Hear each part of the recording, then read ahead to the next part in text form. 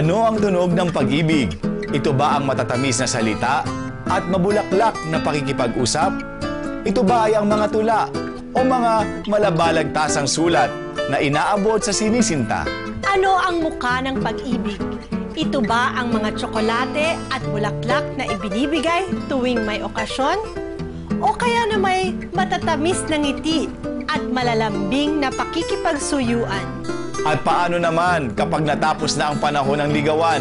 Nag-iiba na nga ba ang tunog at mukha ng pag-ibig? At sa taong walang iisang taong sinisinta, maputla nga ba at tahimik ang pag-ibig para sa kanila? Iba't ibang paraan, iba't ibang dahilan, pero iisa ang patutunguhan. At yun ang ating tutuklasin sa ating usapan ngayon. Kasama si Sheila Dizon Carlos at kasama si Father Alan Samonte ay makikipagkwentuhan at makikisabay tayo para malaman ang iba't ibang lengguwahe ng pag-ibig sa pagtatanghal ngayon ng Family Matters.